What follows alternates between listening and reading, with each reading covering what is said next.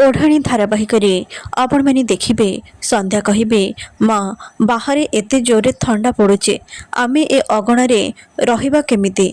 एही समय मानसी आसी कहे मु तो सेई कथा कहूचे एमिति थंडारे मरिबा अपेक्षा तमे मैंने उआस भितर को चली आस। जीवन कहे मानसी तमर आम कथा चिंता करबा किछि भी दरकार नहीं।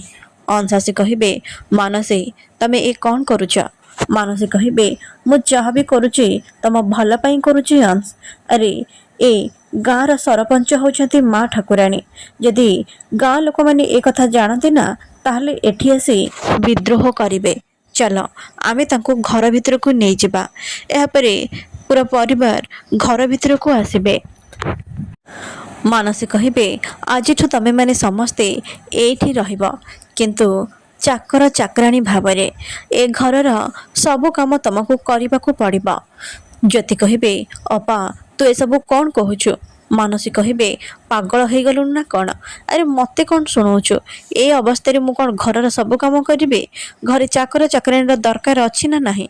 अंश कहे हाँ ज्योति मानसी ठीक कथा कहते एबे एमाने ए घरर चाकर चाकराणी हेबे। मो माँ को एते वर्ष धरी जो कष्ट देइछन्ति तांको ठारु शुद्ध मूल करी हिसाब मु आदाय करिवे। माँ मु ठीक कहूची ना। जया कहे थाऊ बाबा ए सब बंद कर। अंश कहे नाई माँ गोटी गोटी करी मु प्रतिशोध नेबे। मानसी एमानकु काम बांटी दियो। मानसी कहे माँ आउ पीसी माँ घरर सफासफी काम करिवे। बापा आउ तांकर बड़ भाई रोषे घर संभाड़े।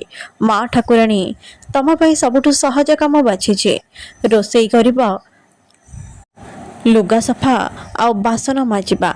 आउ जीवन बाबू तमे मो छाई हे मो पाखरे रहिबो आउ मो सेवा करिबो।